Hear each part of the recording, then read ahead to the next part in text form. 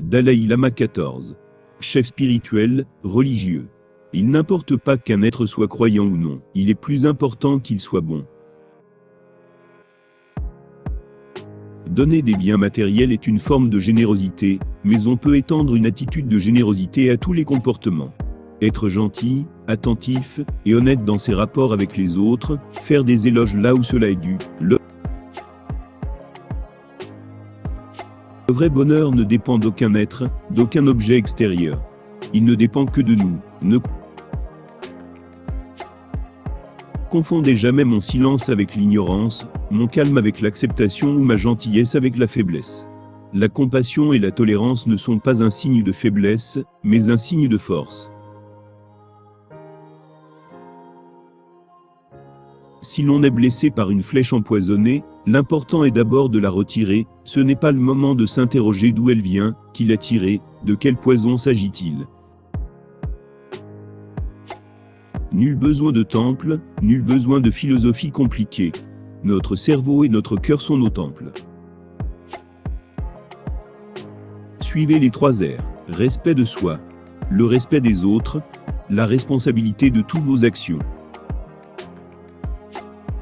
Lorsque nos intentions sont égoïstes, le fait que nos actes puissent paraître bons ne garantit pas qu'ils soient positifs ou éthiques. Le vrai bonheur découle du sentiment de paix intérieure et de contentement qui doit être atteint en cultivant l'altruisme, l'amour et la compassion, et en éliminant la colère, l'égoïsme et la cupidité. La faculté de se mettre dans la peau des autres et de réfléchir à la manière dont on agirait à leur place est très utile si on veut apprendre à aimer quelqu'un. La bataille contre l'ignorance se gagne tous les jours, et elle finit par ouvrir sur des perspectives insoupçonnées. Citation bonheur et paix. C'est en parvenant à nos fins par l'effort, en étant prêts à faire le sacrifice de profits immédiats en faveur du bien-être d'autrui à long terme, que nous parviendrons au bonheur caractérisé par la paix et le contentement authentique. Il n'y a personne qui soit né sous une mauvaise étoile, il n'y a que des gens qui ne savent pas lire le ciel. Ne laissez pas une petite dispute briser une grande amitié. La sensation d'être heureux ou malheureux dépend rarement de notre état dans l'absolu, mais de notre perception de la situation, de notre capacité à nous satisfaire de ce que nous avons.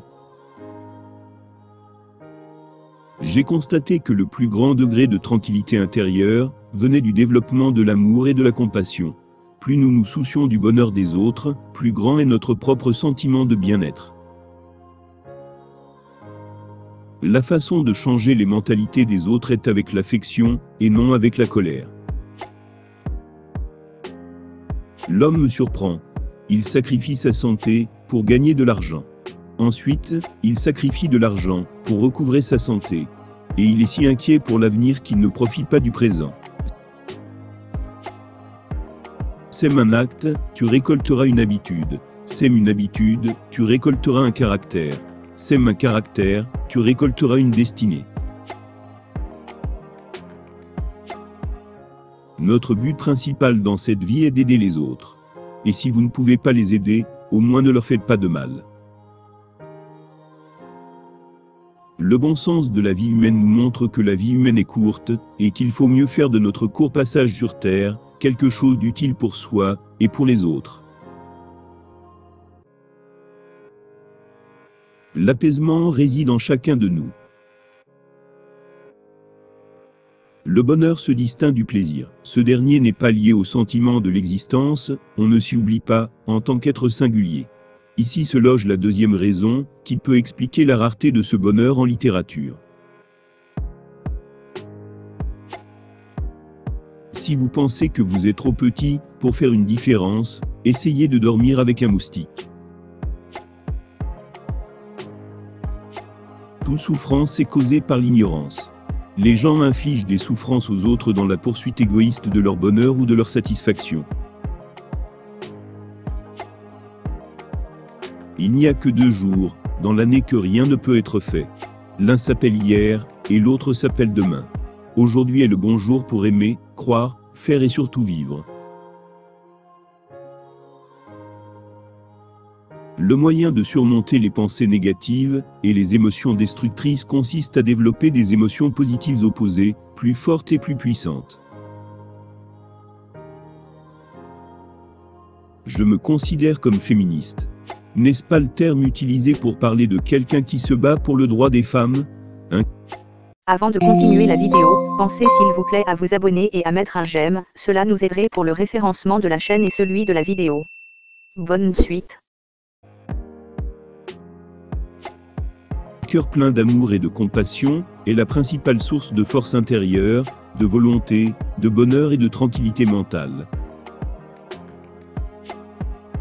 Si vous ne vous aimez pas, vous ne pouvez pas aimer les autres. Si vous n'avez pas de compassion pour vous-même, vous ne pouvez pas développer de compassion pour les autres. Il est vital de ne pas oublier d'éduquer le cœur de nos enfants lorsque nous éduquons leur esprit. Nous ne pourrons jamais obtenir la paix dans le monde extérieur sans faire la paix avec nous-mêmes. On peut conquérir des milliers d'hommes dans une bataille, mais celui qui se conquiert lui-même, lui seul est le plus noble des conquérants. Chacun est maître de son destin, c'est à nous de créer les causes du bonheur. Il en va de notre responsabilité, et de celle de personne d'autre.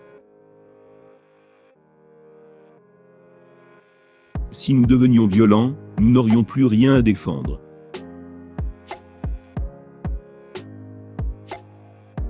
Donnez à ceux que vous aimez les ailes pour voler, les racines pour revenir et les raisons pour rester.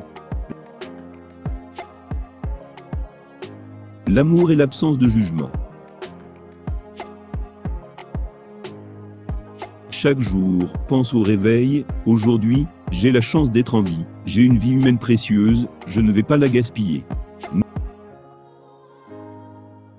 N'oubliez pas que parfois, ne pas obtenir ce que vous voulez, est un coup de chance merveilleux.